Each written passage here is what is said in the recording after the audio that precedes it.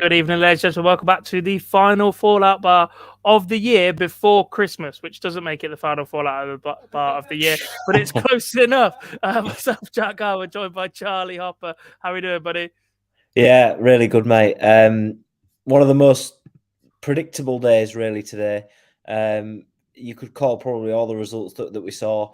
But yeah, really good to sign off before Christmas with another day of dart in action. Yeah, how's everyone in the chat room doing? Great to see you. I just get carried away with that theme tune. That's what it is. I've stumbled across an absolute banger. Honestly, if it wasn't for Lab Baby and the Sidemen, that would have charted. That is how good our new intro song is. People need to actually be able to see you dancing in the screen below. They definitely do not need to see me dancing in the background before the show goes live. I promise you that. How is everybody? Is everybody looking forward to Christmas? What do we think of the action today? How's it all going? I feel a bit Ricky Evans right now. I just feel a bit. I got energy, and I don't know what to do with it. Yeah. You do feel like that, don't you? At this point in the proceedings, and especially when there's only 3 seeded players that have left already. It does seem very much one-sided so far. But yeah, it's good. It's good that the breaks come 9 days in. But you want that in action to start again very quickly. We do indeed. I feel like that's a topic for discussion. Actually, we spent the entire year telling the world how great the PDC is and how good the 128 is and how good the standard of darts is nowadays. But the absence of seeds falling at this stage perhaps suggests that we've got a very, very good top 32. We have a group of players beyond that between 33 and 128. That are capable of causing upsets, but actually in the biggest tournaments on TV, they're still lacking that little bit of experience and that little bit of an edge to take out these guys that have been doing this for years. Which I think today's action, which obviously we'll touch on, proves that. You know, the 8 games that we've had today, prior to the action, you would have been able to call probably all 8, because you know how strong these players are. And look, players struggle on the Alexandra Palace stage. It's happened before. We've seen upsets, but this year I think it just shows how strong that top 32 are, in that they are not getting beaten or they're not getting surprised. And if they are, like Dirk van Dijvenbode was yesterday, where he was pushed all the way by Karel Sedlacek, these players just aren't necessarily getting over the line in the key moments. Yeah, I mean, round 1 finished 2 days ago. So yesterday we had a full day of round 2 action. The only seeded player we lost amongst that action was James Wade. Today we've had 8 round 2 matches to finish round 2, which feels strange saying we're already at that point in the World Championships. But not a single one of those seeded players falls, and more importantly, not a single one of those seeded players is taken to a 5th set. All of them have won pretty comfortably as well. And there was conversations between myself and Cam last night about the potential for some of these to cause an upset. How many of these dependent on the non-seeded player turning up, for instance? But they've all handled the job today pretty comfortably, even if at times some of the performances are left a little bit to be desired. There were still plenty of positives for anybody with a number in brackets next to their name. Yeah, and I think some of the games were so one-sided because they didn't have anything coming back at them, and we've seen that on quite a few occasions, in which they're so one-sided that the player doesn't necessarily have to play very well to get over the line and to book their place in the next round. So I think it's some of these players aren't being pushed to play their best games, and that's, whether that'll hinder them in the tournament in a couple of days' time, then maybe it will. But on that stage, the importance is winning. So I think some of these players will just be happy to get the job done. Yeah, and I guess the general point to cover before we do look at each match individually and hearing a little clips from each of the players is that it is like a different tournament when they return after Christmas in 4 days' time, isn't it? That for the first 2 rounds, it's just about surviving and making sure you're back. And then after Christmas, you almost start again, don't you? Because of that break, because of that time off. Yeah, and I think it was Brendan Dolan that said it, and we'll probably hear from what he says regarding his draw and the position that he's in. It very much is a couple of days off and then you're back. And look at Joe Cullen, who's played last on. So he's waited all this time to come on and play. You've just got to start again after Christmas. You've got to have a bit of downtime, which I think they will. They'll be on the practice boards, as you know. But then once they come back after Christmas, it is full on. These are big games for players, and we really get to the business end of the tournament. Yeah, we do. Let's just get straight on then. And as you mentioned, Brendan Dolan, and he did play first. It's a perfect little transition. It's almost like we plan these shows. Side note, we've never planned one of these shows in our lives. However, Brendan Dolan, pretty comfortable in winning against Jimi Hendrix. Look, it's another sub-90 average from a seeded player. We saw plenty of 88 averages yesterday. In fact, we saw 3 seeded players yesterday win with an average where the difference between the 3 was 0.05. It was absolutely crazy to see. Dolan would have been very, very close to those guys as well. 87.85 for him. Comfortable against Jimi Hendrix, despite dropping that third set. Even after losing that third set, you never really thought Brendan Dolan was in trouble in this match. Yeah, because he's got such a high level of performance and such a consistent level. I think the issue for Hendrix was the performance on the outer ring. I mean, if you were to look at set 3, which he had a 75% checkout percentage, you have to look at that and think, right, that maybe is a bit of an anomaly in this game, because the second set, not one dart on the outer ring. The first set, 12.5%, and the last set, he only had one opportunity. So for Brendan Dolan, score consistently and you will get an opportunity at the outer ring, and that's exactly what happened in the first game. Yeah, I mean, bottom line, doubling percentage stat from Jimi Hendrix is 4 from 24, just 16.7%. Even when Brendan Dolan's not at his best, the fact that he could just... You never felt like Jimi Hendrix was going to punish him. He did for a set, but even still, you never really thought like that was the moment where he was going to click into life and there was going to be some big transition for Jimi. He was just giving up far too many second and third chance opportunity, almost like a rebound in basketball. Like, yeah, you have another go because I'm not there to punish you for it. Yeah, and you know, we've seen some of the games in the past when you know that a certain player isn't going to give you that opportunity. I presume Brendan Dolan will have felt, even if he beats me to a double, which he may do on his throw, he's going to get an opportunity, and that's a great position to be in for Brendan Dolan. But you've got to also take the opportunity yourself, which he did. 40%, pretty decent. Scoring at 87 is you know, it's not flattering, but it's a decent level to start off with, and he'll be happy. You know, yeah, he lost a set on the last leg decider, but I think he'll be pretty happy with just about getting over the line and being comfortable in the way that he played. Yeah, I guess look, that 40% is sort of like the holy grail for finishing stats at the World Champion, in any match, to be honest, but at the World Championships in particular. But Brendan Dolan is going to have to up his scoring if he's going to be competitive in this tournament, because that will not be enough to trouble Johnny Clayton, will it? Oh, 100% it won't. And look at the other players that we've seen tonight where the 180s have been flowing. You know, that can be the difference between Brendan Dolan taking that next step. Yeah, he's got the great finishing stats, but he needs to now be looking to up his average, to score a lot bigger. Only 2 180s in the game. Yes, he didn't need to potentially score much better, but if he had have done, he'd have walked away with a 3-0 win, and you know would have cruised even easier than he did. But I think he needs to up that scoring if he wants to take the next step. Yeah. Let's then hear from Brendan Dolan in his post-match press conference to see what he had to say after that win over Jimi Hendrix. It's been kind of annoying because I know the travel that I have, like of a flight home tonight, and now that I'm supposed to be the first day on after, like to be the last day on before the Christmas break, then to be the first day on, and there's loads of other games could have been played of people that has played earlier in the tournament. I'm a bit annoyed at that, but it is what it is. I don't make the plans. I don't throw the tournament out between Sky and the PDC. They do the schedule, and you have to live with it. You have to accept what it comes. And probably now I'm actually quite grateful that I have that problem to sort out. Grateful that he's still in the tournament, obviously, but he's effectively got 2.5 days until he's due back in London to play again. I mean, look, there's only so many games to be played at that point, but he's got a point, especially as his opponent Johnny Clayton played the penultimate game of this round as well. So they're both in that same situation. If they were an international player, for instance, that was then looking at going home for Christmas. The turnaround time is effectively a day at that point. If your travel time is greater, you're a little bit in trouble there. When you look at someone like Peter Wright, who, look, by playing opening night, has had 12 days between his first round game and his second round game by the time he picks up his darts. In the same day, by the way, he plays the final game of that evening session. Johnny Clayton and Brendan Dolan play the afternoon session.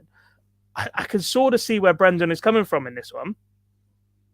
Oh, 100%. And I completely understand where he's coming from. I imagine he will be flying home, and that's an added extra. And, some of these UK-based players will be making a trip home, which is only 2, 3, 4 hours in a car.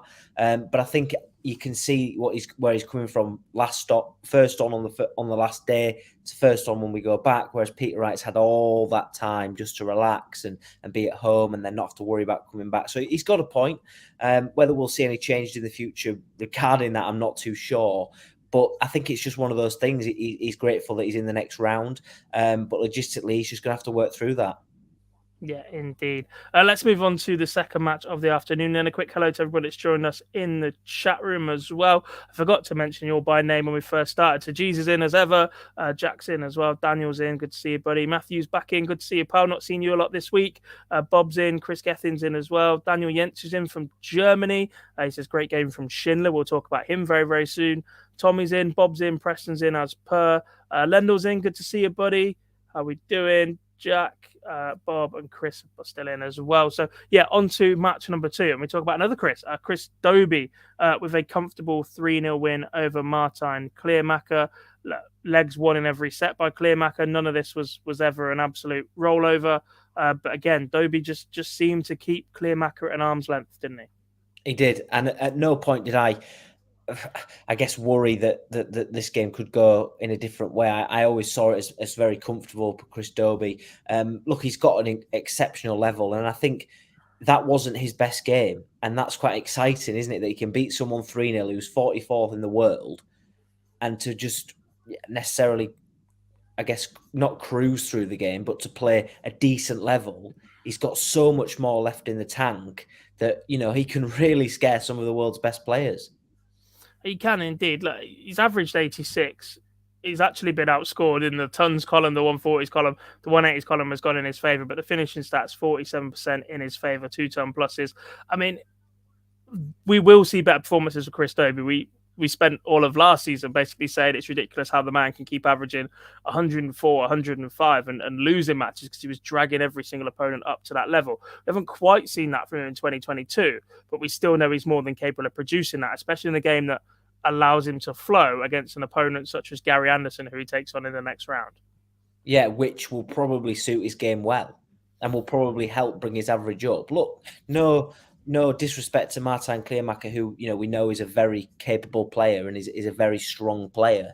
But I think for Chris Dolby, he didn't need to sort of push the gears to get himself through this game. Yeah, there was a couple of games. The first and the third set went to a last leg decider, but I think he'll have been happy with just hitting a decent level, taking his doubles out, and just keeping Kleermaker at arm's length. But I think we'll see a significant increase when he plays against the Flying Scotsman. Yeah, we will indeed. Look, I'm going to bring it up because we're not afraid to touch on these sort of subjects. It is absolutely no secret that a lot of darts players still drink alcohol before they play games. Chris Dolby is notably one of those that doesn't, right? Do we feel like he's perhaps given up a few opportunities and moments in key games because he's one of those players that doesn't and doesn't have that confidence boost that consuming alcohol can give to you? It's a tough question. That is a very tough question because people 2 days before Christmas, 11:15 at night. I'll just chuck that one at you. Yeah, see what you can do with it. If it works, it works. I don't know whether Chris Dolby's even going to experiment with that opportunity. I think if it suits him and it works for him, then fair play, and stick by what is working for you. Whether or not it's the missing of the opportunity when the chances come. A lot of the time we see Chris Dolby's average being credible, but he gets beat because it brings someone else up. And I don't know whether that's just him being unlucky.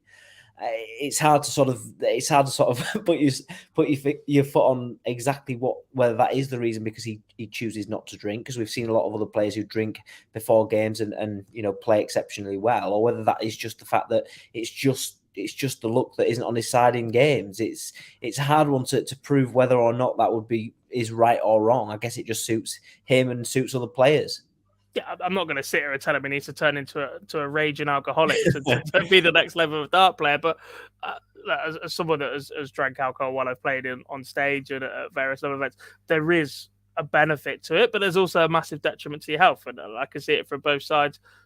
Personally, I won't play a game of darts without a few bites in me because it's just not going to go very well. There's just that added level of just that confidence that it brings you.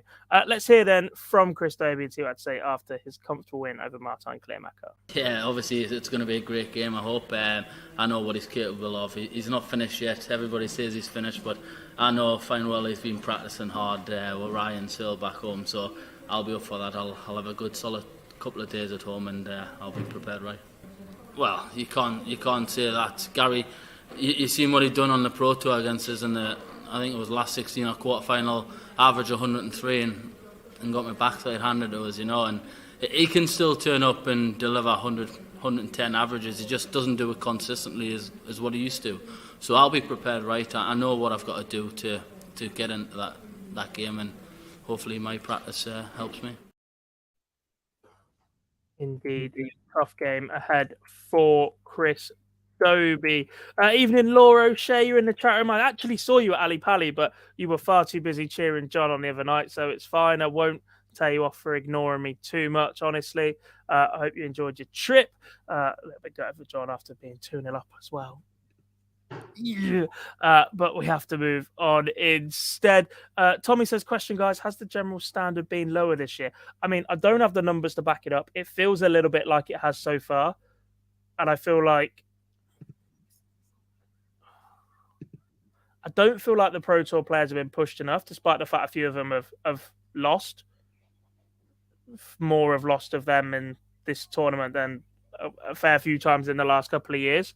But I also feel like a lot of the international players are still a little bit behind the UK and the majority of the places where the PDC is based at the minute due to COVID. And places like the Asian Tour, I'm really impressed with the guys that have come from the Asian Tour. Suzuki, Ilagan, Perez. There's two more in there somewhere as well. I can't, he just like started panicking. But they're missing just that extra level, that extra bit of steel tip match practice out and over again and over again. And I feel that's what's held them back a little bit. Paolo Nebreda is another one. He had a chance against Danny Jansen despite averaging 82. I just feel like the rest of the world is still in that position as well. Yeah, and I would only, agree with you on that, God, because I think we will see the levels of the Asian players will increase. And I think that's a given. I don't think there's any question that will be the case. It's just going to take its time to finally come in. And look, I think, the standard hasn't been great, but I think some of the top players haven't given the players who are lower down in the ranking that opportunity. The game will come on next is a prime example of that, of just how strong these players are. The players that are playing on TV throughout the year, they're strong competitors. But I think eventually we will see the Asian players taking a step, building more in tournaments and becoming, decent forces throughout the World Championships. Yeah, and look, I use Asia as the example there because I've been impressed with all five of their players, but I think that applies as a whole. But at the same time, the lack of the international qualifiers being able to really push the top level out of the Pro Tour players this year, that 32 players that come through the Pro Tour to merit, hasn't exactly set them up for big cracks at the seeded players. Only 3 of 32 have fallen so far in this tournament, which Lee says is that record. Since they changed to 32 seeds in 2006, I believe that is a record. Yeah, and again, we touched on this at the start. How we said just how much the standard of darts we've been bigging up for so long now that actually the gap might be widening a little bit here. Very much so. It very much might be, and you know, gone are the days, I think, where we're seeing these big upsets, you know, in games and early exits for big players. I mean, yeah, we've seen 3 of them so far, but I think, you know, the standard seems to be widening and growing, and that's why the bigger players who are coming on the stage aren't being questioned enough by their opponents. Yeah. Chris, there's absolutely no evidence of that as far as I'm aware. So we're not even going to cover that. Look, snooker and darts are 2 completely different sports. And long may they stay separate right now, because what's going on in snooker is not good. But there's absolutely no evidence as far as I'm aware that any Asian dart player is caught up in anything anywhere near as similar. So we're not going to touch on that. Daz says, who's your pick to win it outright? We'll do that at the end of our predictions for the next round, for the next session. I feel like this is a good time to reevaluate or see if we've changed our minds on anything so far. On to the third match of the afternoon session, and the European champion Ross Smith produced one of the best performances of the tournament so far. Average 100.97 to defeat Darius Labanauskas 3-1. He was mustard, wasn't he? He was absolutely superb. He was, and I think regardless of how well Lucky D could have played and improved on, I don't think he'd have got anywhere close, because Smith was just unbelievable tonight. His levels, they never changed. He was aggressive. His 180 hitting was phenomenal. He really 57% on the doubles. That set down a massive, massive marker. Yeah, look, his first 2 sets were absolutely ridiculously good. Drops off a little bit after that, but to maintain it over that distance is difficult enough to do anyway. 180 hitting. When you hit more 180s than you hit in 140s in a match, you know things are going well for you. I mean, Darius was pretty steady. Let's not completely rule him out here. He's averaged 93 and is 70% on the outer ring, but that's just how good Ross Smith was to blow him away in those first 2 sets. Forced deep in the third and fourth set, both go into that deciding leg, but Ross Smith, look, he just looks so comfortable right now in front of cameras. I was there in Leicester when he was beaten in the Grand Prix by Martin Lukeman. That's taken absolutely nothing away from Martin Lukeman, but you just expected Ross Smith to come through that, and then the performance he provided all the way through the European Championship, and then in this so far as well. We've almost cast him aside in the conversation for the Premier League, and I hate this topic with a passion, but if he keeps producing like that, get performances like that throughout this tournament, and goes deep to a quarterfinal or semi-final, you'd be very, very difficult to ignore Ross Smith in this form. You would be, and as you touched on there, he looks so comfortable on stage in front of the cameras. He just looks natural. And I think that he's had such a great growth in the game and the sport, and the way that he's come through, and you know, he's taken that next step. Look, you know, there's no point in getting involved in the Premier League argument, because that seems to be the talk of our group chat come the end of the world champs, in which everyone's got a varying opinion. But look, if he has a good run, does he become in contention? Because he's playing some exceptional darts, and you know, tonight proved it. Exactly that. Yeah, I mean, there was a little bit more to talk about in our group chat, but that will definitely be a discussion for after the World Championships is finished, following the WDF announcement earlier this evening. But if we talk about that, we're going to be even longer than me and Cam are usually.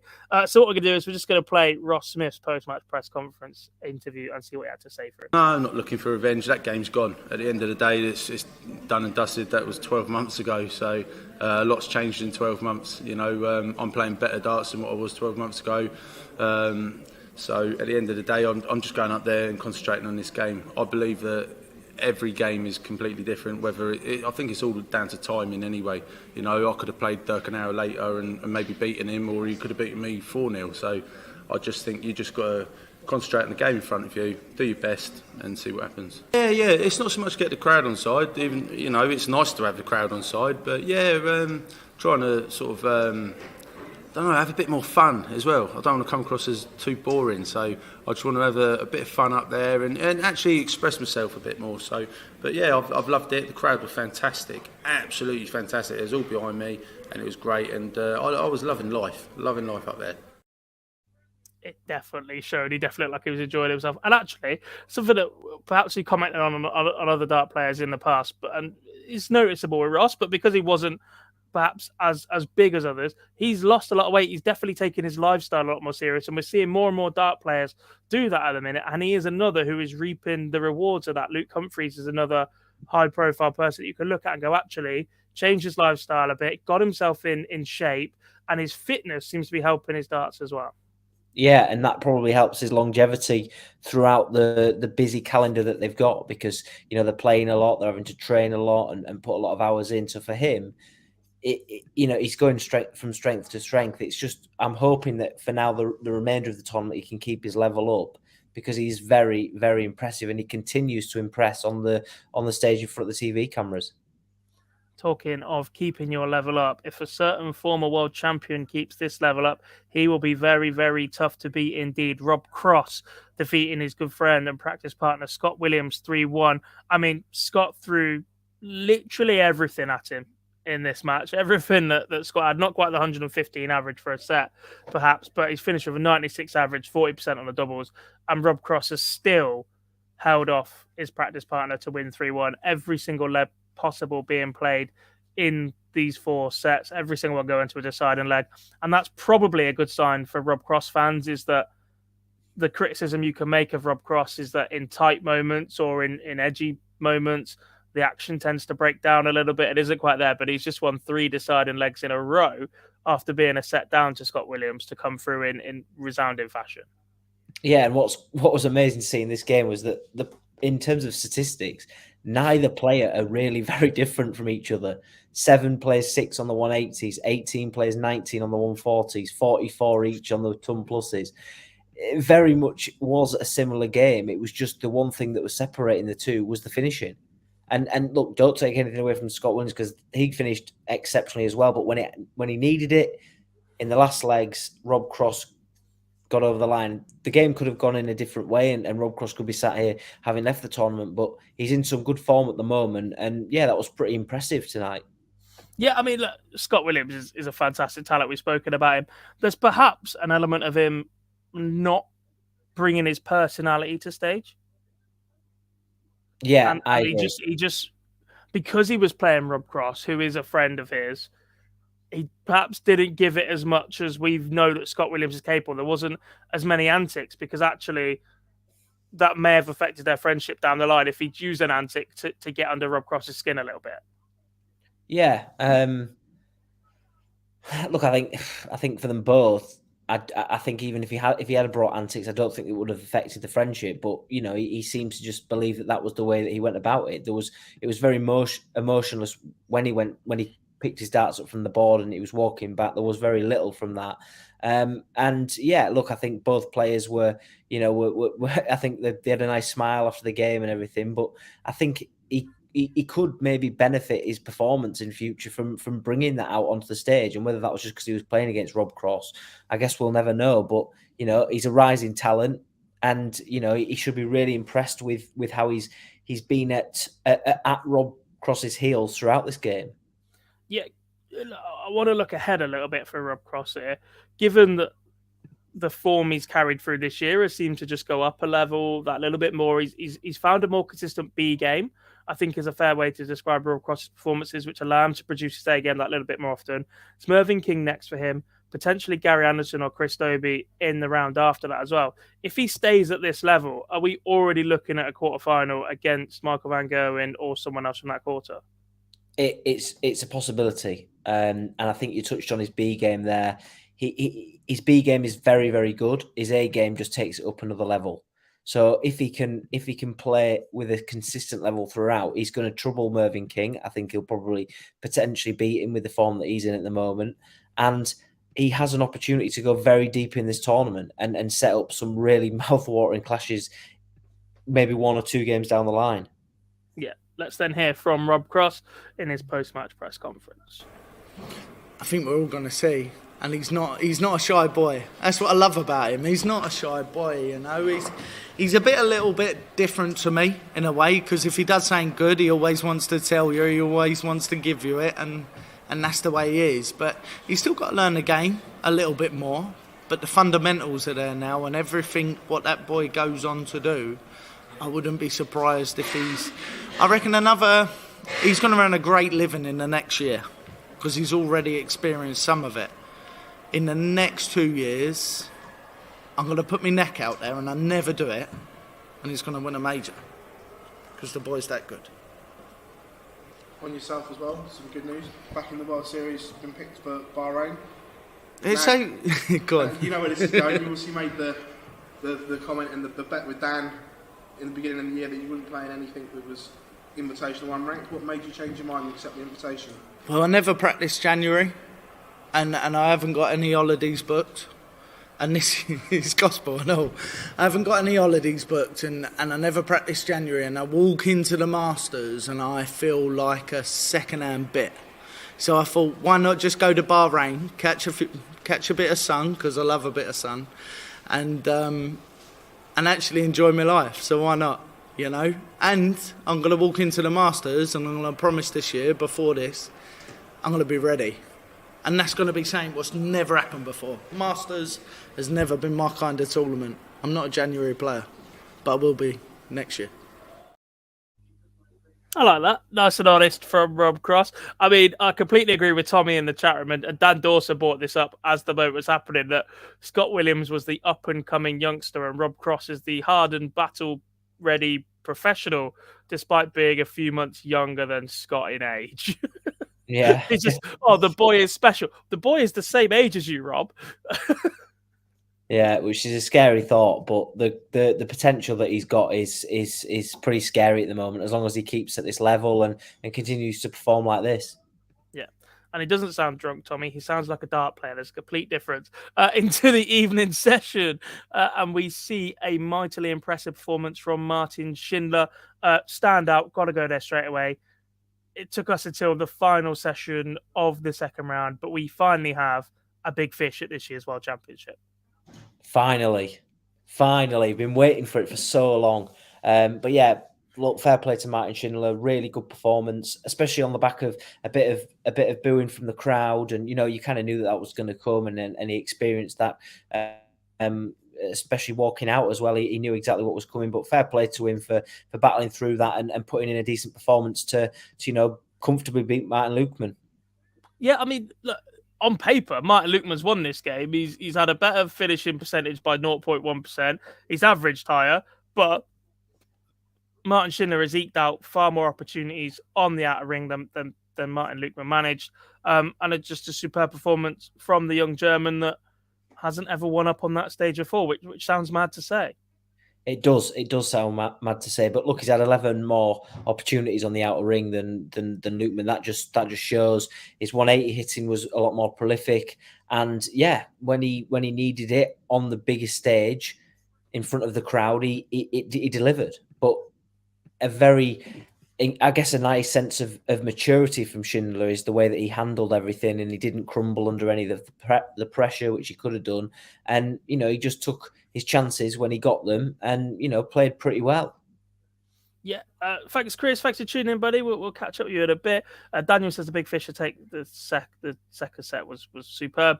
I want to talk about the benefits of Schindler actually losing his card. There's a conversation to be had right now to say that actually the first time he got it, maybe he wasn't ready for this. Maybe he wasn't ready for the big step up. There was a lot of pressure on him and Max Hopp at the time to handle the expectations of one of the fastest expanding markets in the sport in Germany that perhaps we've ever seen. A boom almost as similar in Germany as to what we saw when Raymond van Barneveld was winning world titles, and that says an awful lot about the effect the sport is having in Germany and the expectations that Max and Martin then had to carry. So finally getting over that line, went away, didn't have his tour card, picked it back up again, and has just slowly built himself back up again. He's turned into an even better dart player than the one that we saw a few years ago when he had his tour card the first time around, who had a very, very good A game, not such a good B game, and produced his C game an awful lot.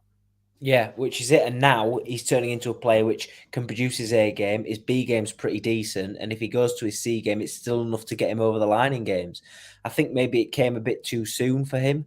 and the opportunity onto the tour. But I think now he's basically had it taken off him. He's found what he wants, what he needs, and that is the tour card, to be on the tour and to play against the best players in the world. He's come back. He's now up to 29th in the world. He's really impressing me in the way that he performs, but also the consistency of his performances. Yeah, let's then hear from Martin Schindler and see what he had to say in his post-match press conference. Well, obviously, I feel great. I mean, hasn't been an easy situation for me just to get here. I mean, to be here was not the problem. Our first flight was cancelled, then we got a second one, which was easy, but our luggage didn't arrive. And I'm traveling with my manager, and we like separate set of darts and shirts. So on each suitcase, well, he got his suitcase, I still haven't. And yeah, it wasn't an easy situation before, and now I feel absolutely more like grateful to go through that one. Well, I'm telling you, yesterday it wasn't an easy day. We woke up 4:15, and we traveled to London at 9 o'clock. So it's been like 4.5 hours different because our first flight was cancelled.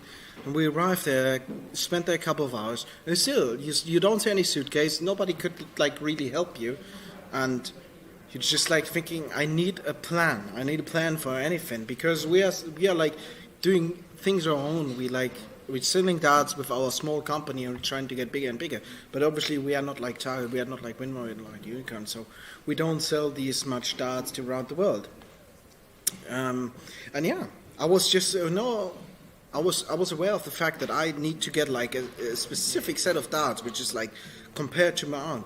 And I grabbed the Whitlock ones at the darts GB score, which I'm very thankful of that they helped me. And luckily, they've been like made a few plans, and in the end, we managed to get one suitcase from both of us, so I could like play with my own darts, play with my shirt, and everything. A lucky escape for Martin Schindler, but a performance that was worthy of his spot in the third round, as was the performance we saw from Danny Noppert. Pretty solid all around from the freeze in defeating the World Seniors master David Cameron. First couple of sets, I think it's fair to say that David just didn't really get going in this one. Danny kept him at arm's length as much as possible in this one, threatened a comeback once again. But the fourth set, Noppert showed his class once again to wrap this one up. Yeah, and I think, look, fair play to Cameron, because I thought his levels were pretty decent in the game. He was kept at arm's length throughout the match, and to win the third set to prevent Danny Noppert from whitewashing him. Yeah, albeit when Danny's finishing went a bit out of the way in that leg and in that set. But then for Danny Noppert to turn around and average over 100, 110 to Cameron's 100 was impressive. It's just the performances from Danny Noppert are getting better and better every time we see him. And yeah, he did a pretty professional job this evening. He did indeed. Look, Cameron produced that ridiculous comeback against Richie Edhouse in round one, unable to do so here in round two. But look, he seemed to play better when his back's up against the wall. Let's not forget the format of the tournament he won in World Seniors was set play, but best of three legs in each set. So he's up against it constantly. And he seems to raise his level when his back is up against the wall, and that would be the key moments, those deciding legs, etc. But Danny Noppert is a serious operator right now. His base game has just got so much better that just means he can win games when he's not playing at his best. Yeah, and okay, Cameron's back was against the wall, and he was in a similar position tonight in which he had to win. He had to be squeaky clean essentially because he couldn't afford to make any errors. Yeah, he won the third set. Again, with misses from Danny Noppert, but when you're playing against someone like Danny Noppert in the form that he is, they have that opportunity when they need it most to prevent another set going to level up the game, to bring out his A game with a 109 average. Just blew David Cameron away, and it's a shame that's the position that he was in to still have to fight back. But against Danny Noppert, you can't afford to be at arm's length because he'll finish the game as quickly as he can. Yes, he will. We don't have a clip to play from the Danny Noppert interview, but the full interview is available on our YouTube channel, as are the full versions of every clip we've played for you so far tonight, and the two that we still have to play for you from the final two matches. Reminder to head over there, hit like, get involved in the comments on those as well. Make sure you subscribe to the channel so you get notified every time we upload, and it will keep us in the loop as well. On to the penultimate game of round two and this pre-Xmas part of the PDC World Darts Championship, and this was as solid as it gets from Johnny the Ferret Clayton, a 99 average, 3-0 in sets, 3-1, 3-1, 3-1. I thought Danny Van Tripp caused Steve Beaton all sorts of problems, and in the past we know how good his A game can be. Quite an awkward customer. We've seen him go pretty steady in the WDF World Masters recently. We've seen him play in the Moda Super Series, but there was a chasm in ability between these two on stage tonight. There was. I mean, look, the first set was pretty difficult watching, to be honest, because neither player really got going, and Johnny didn't. But I think at key times when Danny Van Tripp needed that big score to set up an opportunity on the outer ring, maybe he'd score 26 or 34. You know, just a really below par score in which it gave Johnny Clayton the opportunity just to have an easy route to the outer ring, which he did. And look, you know, Johnny Clayton it wasn't his best performance. But what was great is that we sat here saying that wasn't incredible, but it was a 99.62 average. We're sat here saying it wasn't the best that we're ever going to see from Johnny Clayton. He has just made a 99.6 average look bang average, and it's in the top 10 of averages, I'm pretty sure, of performances that we've seen so far in the first two rounds. That's how easy Johnny Clayton can make this game look, and perhaps we're a little bit taken aback by his lack of titles this year, given his success in the last couple of years, and he tends to just go berserk in non-ranking events, which doesn't help his cause an awful lot. It's still money in his back pocket, but to make it look that simple, 50% on the outer ring, no ton pluses, which you know he's more than capable of. Left 1-2-1 a couple of times, a bit of a signature shot for the Ferret. 5 180s. That was good from Johnny. That was better from Johnny than what we've seen on TV an awful lot since the match play. Yeah, much better. And I know I've touched on it all the way through tonight, but a lot more consistent. Take the first set away, the second set a 120 average, and the third set a 97 average. Decent from Johnny Clayton, really, really decent. Yeah, there wasn't too much coming back at him, but he still had to play well. He still had to keep away from getting embroiled into a battle, which he could have easily done. So he's done the job. He's got over the line, and I think there's still more to come from Johnny Clayton, which is really exciting. Yeah, there is. Danny Van Tripp, quick word on him. Picked up his tour card now via the Challenge Tour Order of Merit, I believe, finishing third. Scott Williams is assured of his spot in the top 64, so he's going to pick up a tour card that way. So Robert Owen and Danny Van Tripp will pick up tour cards through this. I've been impressed with what we've seen from him on the Euro Tour at times this year, and like I said, the WDF World Masters, the Moda Super Series more recently. He's got a future in this game if he can up his A game that little bit more often. He does. He has a real future, especially if he can play at a good level and consistently perform at that level, which I hope he can, because look, he's a name for the future. He's 25, you know, he's still got a very, very good opportunity, and it'll be interesting to see how he does. But I would hazard a guess and say that his inclusion now in the tour with the tour card will improve his game, because he's playing against these players every week. He's being tested all the time. And you know, he should improve and become stronger and better as the next couple of years go on. He should, although he does have quite an awkward action, but we'll see what he can manage with that when he does make it onto the PDC Pro Tour next year. Let's then hear from the Ferret, Johnny Clayton, in his post-match press conference. Yes, great. Absolutely fantastic. Listen, there's no easy game, but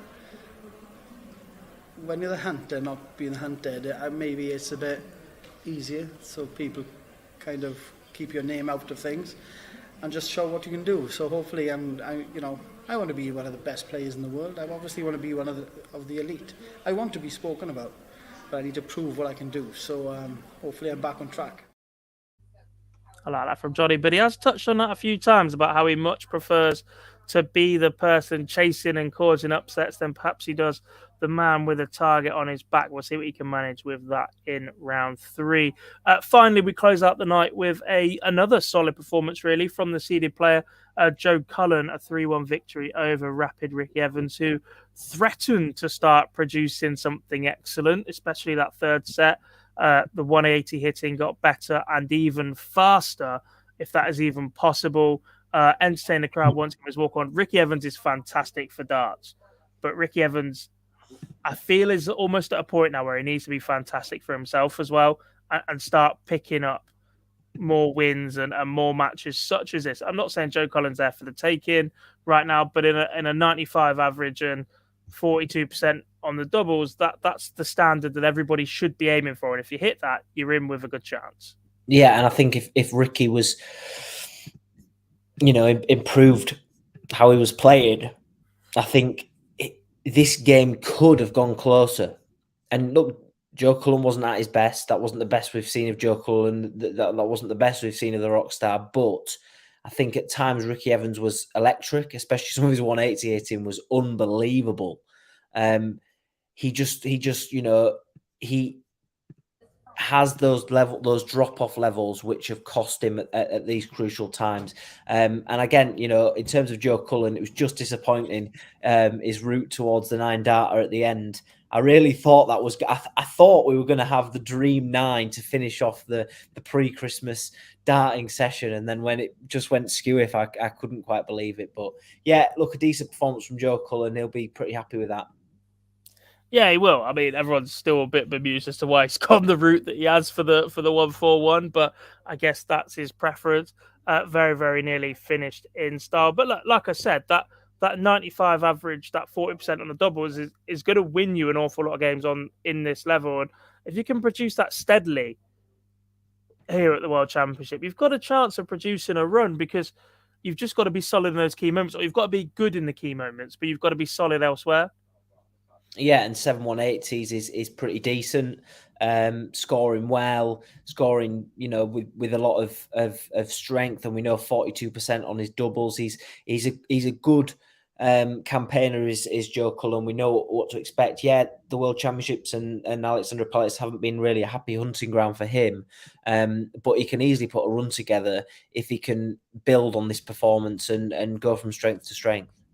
Yeah, let's then hear from Joe Cullen to round out the roundup of the second round of the World Championship. Yeah, a little bit. I'll be honest, a little bit. Yeah, I was happy with the schedule. It's a long wait, and I think the tournament's over halfway through. But I'll be honest, I was a little bit nervous, if I'm honest. But nerves is a good thing. I think that's what sort of young players coming through. They see nerves as a bad thing, and it's not. You can play on nerves, and you can play on sort of the fear of losing. It's just.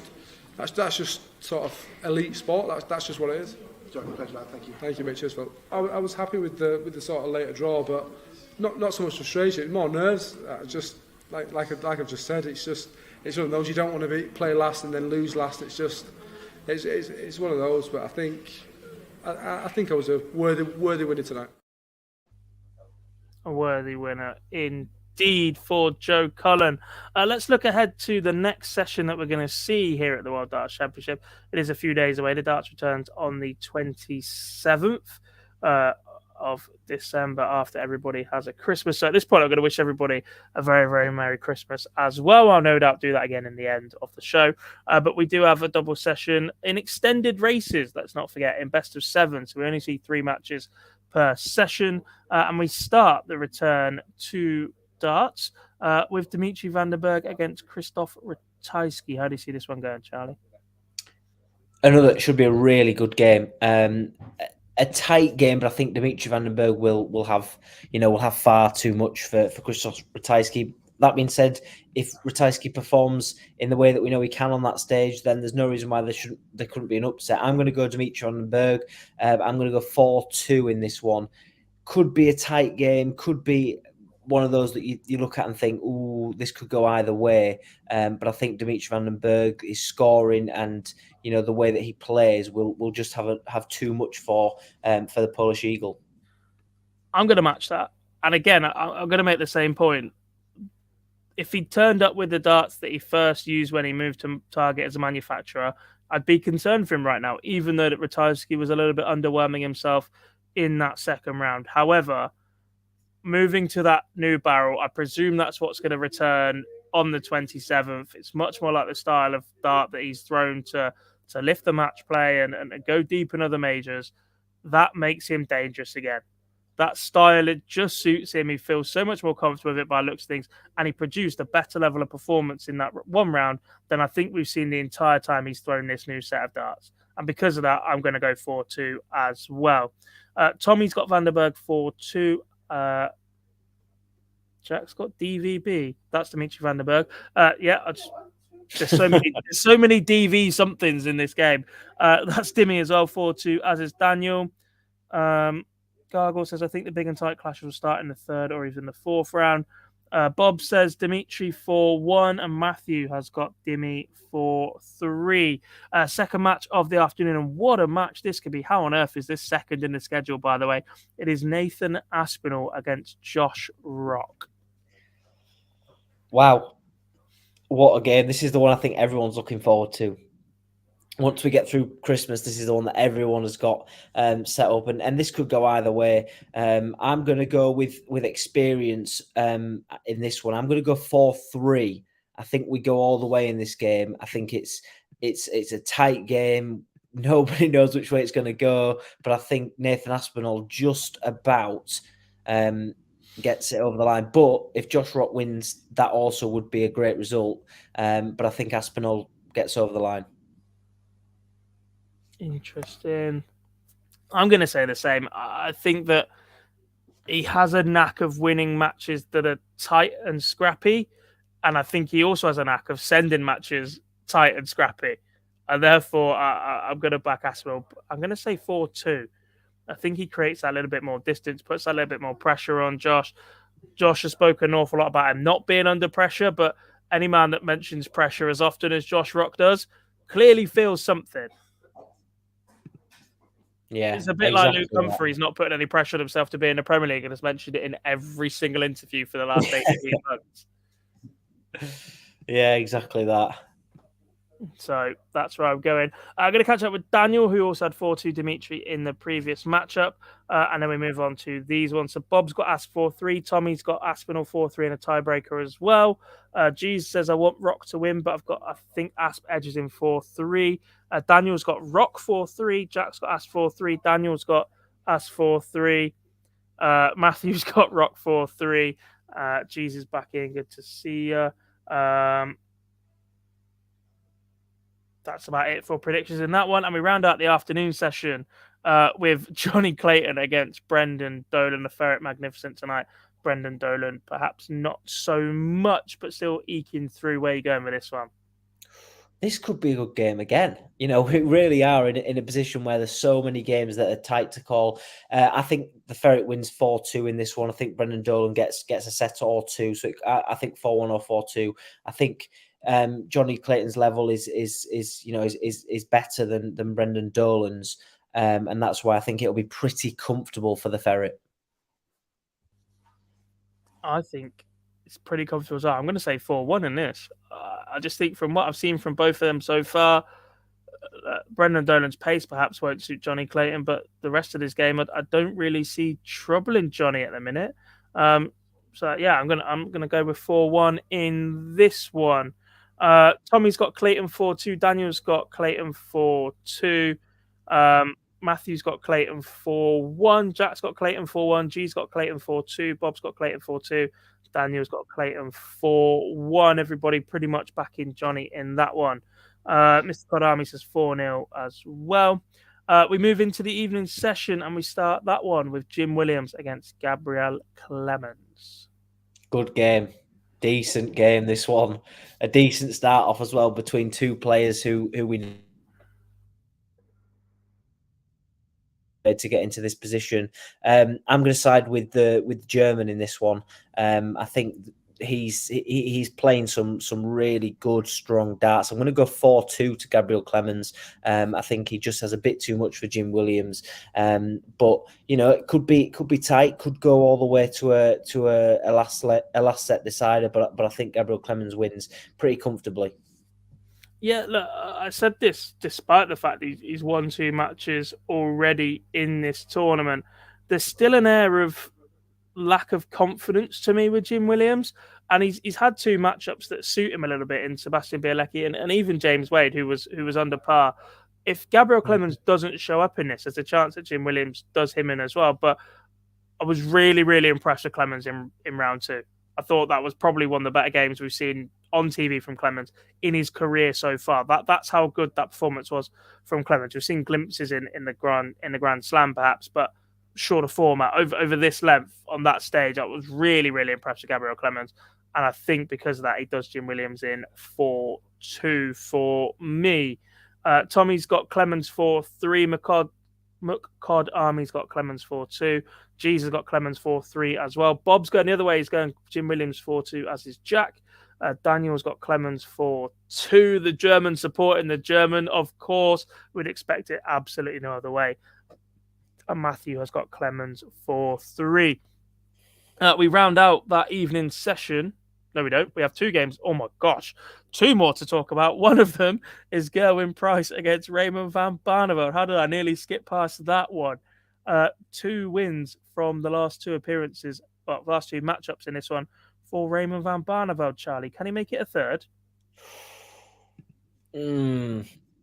A tough one. I don't want to see Raymond leave the tournament early. I think Gerwyn Price wins. I think he wins 4-3. We've not seen the best of Gerwyn Price as of yet, really. And I think we do see a decent performance from him, but I think it goes all the way. I think it goes 4-3. But this one, again, there'll be ebbs and flows, and no one will know which way it's going to go. But I think the Iceman just about he drags himself over the line. I think I'm the same. I said in the early group game that I thought Price would have too much. And when Barney beat him in the group game, I was like, there's absolutely no way over a longer format that Raymond van Barneveld beats Gerwyn Price, not in a race to 16 or whatever it was. And then it happened again. And he does have that slight edge that he's done it to him twice now in the last 2 meetings. But I just think in this tournament, not even in this tournament, I just think out for revenge, key moments, I think Gerwyn Price will get the job done as well. So I'm going to say 4-2 to the Iceman in this one. Evening Rose could see as well, by the way. Tommy says Barney wins 4-3. G says Price gets it done 4-2. As does Matthew. Bob's got Barney 4-3, as is Daniel. Daniel Jentz has got Barney 4-3. Daniel Syson's got Price 4-3. Jack has got Price 4-2. I never shock anybody.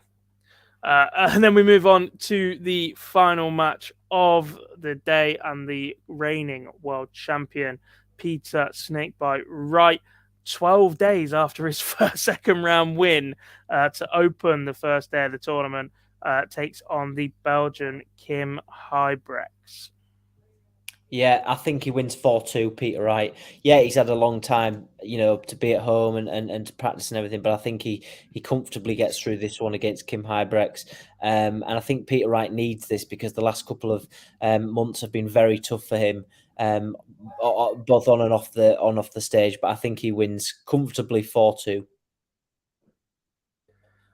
I think I'm going to match you again.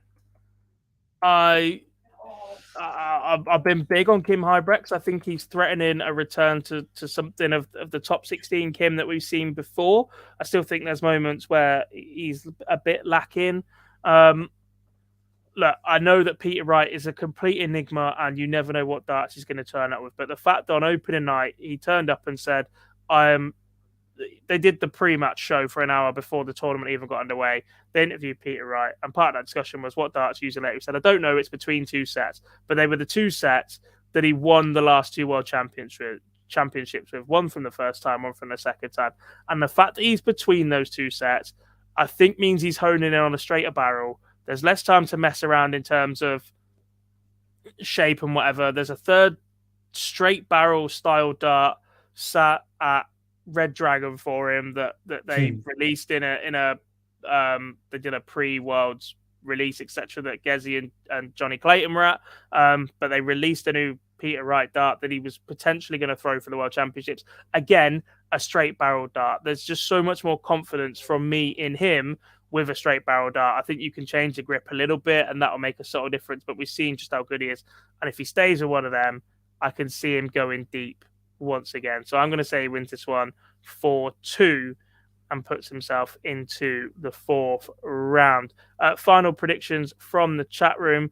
Tommy says Wright wins 4-1. G says Wright wins it 4-2. Daniel says Wright 4-1. Daniel Diench says Wright 4-2. Bob says Wright 4-2, as does Matthew says Wright 4-1. Luke with the upset prediction, he says 4-3 to Kim. Dan also says Hurricane wins 4-2. And Jack says Wright 4-1. Right, that is the...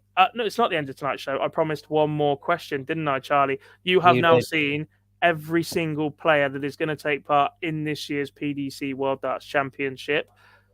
Who did you back to win it before this tournament started? And has your opinion changed? No, my opinion is still very much the same and has been strengthened even more by the performance. Does he wear green? He does, and he's bald. Yeah. So it pretty much has strengthened my my opinion on him and how he'll do in this World Championships, but I'm still very firmly in his corner. I'm going to have to agree. That's exactly where I said I was going. There's been a few impressive performances. I thought Johnny Clayton played a lot better than I expected him to. Ross Smith, perhaps a little unexpected. And there's a few more scattered about in this tournament. When we start seeing them more frequently, more regularly against the higher caliber players, things might start to change. But at this point, I just think the ease that Michael van Gerwen produced that level of performance, there's still gears to come. He looks focused. He looks switched on. And actually, in terms of the draw, I think it will start to open up a little bit for him as well, without being disrespectful to anybody else in that part. Mentor Sulevic up for him next. Then he will take I think he'll face a tougher test in round 4 against Dirk van Dijvenbode or Ross Smith, then potentially Rob Cross, etc. But I just think at the minute he's got enough in the locker to take out every single one of those and still have enough left in the reserve. So I'm going to back you there, Charlie. I'm going to say that Michael van Gerwen does go on to lift his 4th World Championship title. Quite a measly return, which sounds stupid to say for a player of his caliber and his experience of standing in the game. But I'm going to say he does go on and pick up his 4th Sid Waddell trophy. That's it for tonight's show, which also means that's it from us for the next few days in terms of the Fallout Bar.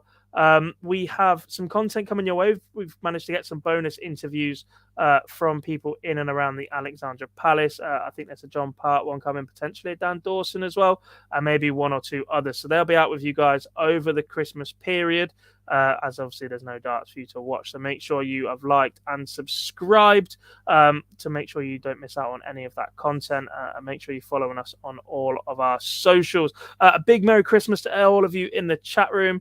Especially if all you guys celebrate it. I know that some of you don't, so I don't want to push that too much, but it is quite a big deal in most of the world. So a big Merry Christmas to all of you, and a big Merry Christmas to yourself, Charlie. Thanks for joining me for so often on this show so far this week. Absolutely smashed it. We'll be back after Christmas with day number 10 of the PDC World Darts Championship as we get to the business end of the World Darts Championship. A big thank you to everybody for watching, to Betfred for sponsoring all of our coverage, and we'll see you guys very, very soon.